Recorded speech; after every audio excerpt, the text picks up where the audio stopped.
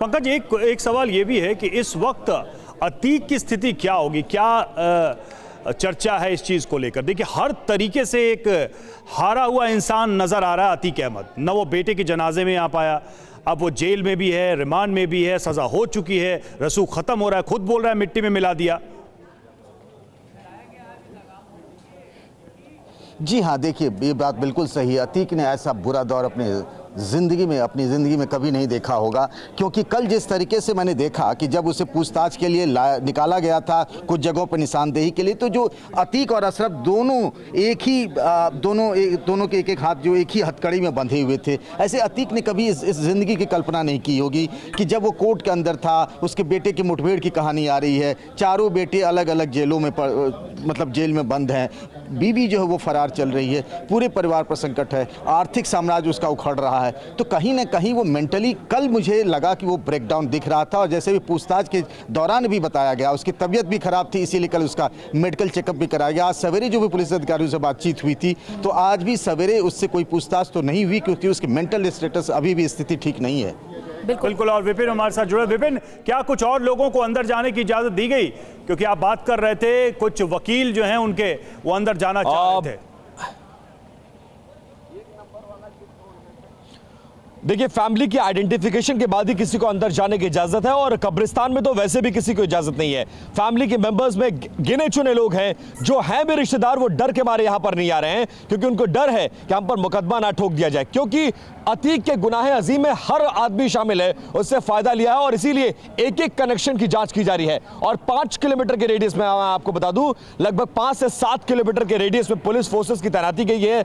आने जाने वाले तमाम रास्तों को बंद रखा गया है, बैरिकेड्स लगाए गए हैं, साथ साथ दुकानों को भी आज खोलने की इजाजत नहीं है। बड़ी तादाद में यहां पर देखिए पुलिसकर्मी आपको नजर आएंगे, और साथ साथ डीएम, कमिश्नर और जितने वो ऑफिशियल्स हैं, उन सबने खुद ही मोर्चा यहां पर संभाला हुआ है। ये रास्ता कब्रिस्तान को जाता है, और यहां पर ये बैरिकेड्स नजर आ रहे हैं, पुलिसकर्मियों की तैनाती, और खुद कमिश्नर इस वक्त वहां गए हैं जहां पर इस वक्त अंतिम संस्कार की प्रक्रिया चल रही है। आपको तस्वीरें भी दिखाते चलते हैं। और देखिए, अंदर पंकज वहां की तस्वीरें दिखा रहे हैं, लेकिन बाहर की जो तस्वीर है वो बहुत महत्वपूर्ण है। इस पूरे इलाके को पुलिस छावनी में तब्दील कर दिया गया है।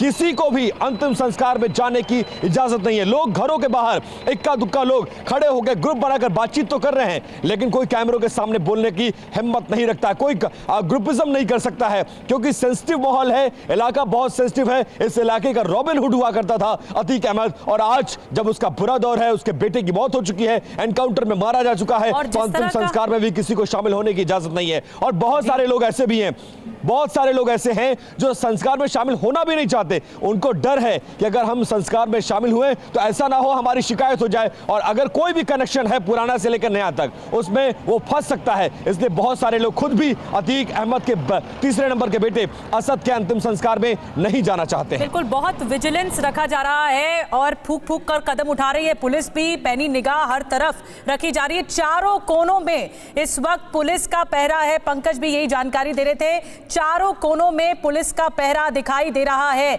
इस वक्त। बहुत पूरी हर जगह पर पुलिस चप्पे चप्पे पर इस वक्त निगरानी रख रही है कि कोई अतीक का करीबी या रिश्तेदार दाखिल न हो पाए। वैसे भी कब्रिस्तान में तो इजाजत नहीं है, लेकिन आसपास भी नहीं फटक पाए, ये भी एक बहुत बड़ी चुनौती होगी पुलिस के लिए।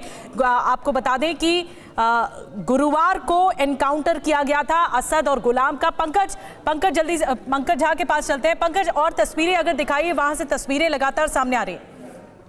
जनाजा गुजर गया, अब ये जनाजा इस बीच जब हम आपसे नहीं जुड़े हुए थे तो आपको बताऊं कि विजय मिश्रा, जो कि अतीक अहमद का वकील है, उसके साथ और 2 वकीलों को भी अंदर जाने की इजाज़त दी गई है। और मैं देख पा रहा हूं कि अभी भी कुछ लोग इधर आने की कोशिश कर रहे थे, अलग अलग गलियों से और रास्तों से। किसी को भी निकलने नहीं दिया जा रहा है, सिर्फ परिवार और कुछ वकील, खादिम और इमाम, उन्हीं को। सबसे बड़ी चुनौती आज की यही थी पुलिस के लिए, और इसीलिए कल पुलिस दिन से ही यहाँ जुटी हुई थी। पहले उसके घर पर, अतीक अहमद के घर पर बहुत भीड़ जमा हो गई थी। वहीं पर पहले ये था कि बॉडी को लाया जाए, चूंकि पुश्तैनी घर रहा है, लेकिन वहाँ अगर जुटती, वहाँ टेंट कुर्सियाँ लगी हुई थी, करीब सैकड़ों की भीड़ वहाँ पहुँची हुई थी, इसीलिए बॉडी को वहाँ नहीं ले जाया गया, सीधे यहाँ लाया गया एम्बुलेंस में, ताकि ऐसी कोई लॉ एंड ऑर्डर की स्थिति नहीं बने। और मैं देख पा रहा हूँ कि बिल्कुल शांतिपूर्ण तरीके से यहाँ पर ये जनाजे मतलब दफनाने का काम चल रहा है।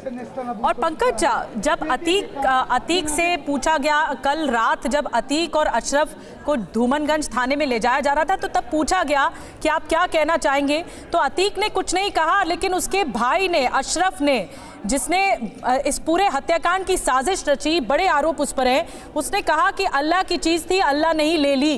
रिएक्ट जो किया वो अशरफ अहमद ने किया। देखिए, मैं आपको एक चीज़ बता दूं कि अतीक और अशरफ के बीच में जो सबसे बड़ी कॉमन की बात यह है कि असद दोनों का ही बहुत लाडला था। अतीक अहमद का भी, हालांकि उसके 5 बेटे हैं, लेकिन सबसे प्यारा था वो, और अशरफ भी उसको बहुत मानता था। और आपको बताऊं कि ये जो सारा प्लान हुआ उमेश पाल का, उसको एग्जीक्यूट करने वाला असद ही था। और 11 फरवरी को बरेली में शूटरों के साथ ये मुलाकात भी करने गया था वहाँ पर। अशरफ जो है उतना टूटा हुआ नज़र नहीं आ रहा है। कल पूछताछ में या उससे पहले भी इस खबर मिलने के बाद कि असद इनकाउंटर में मारा गया, लेकिन अतीक पिता होने के बाद वो जो है मेंटली थोड़ा सा ब्रेकडाउन नज़र आ रहा है। कल जब बार बार उससे पूछा गया असद के बारे में, तो उसने जवाब नहीं दिया। अशरफ ने बस इतनी बात कही कि अल्लाह की देन था। अतीक अब तक इस मामले पर खामोश है।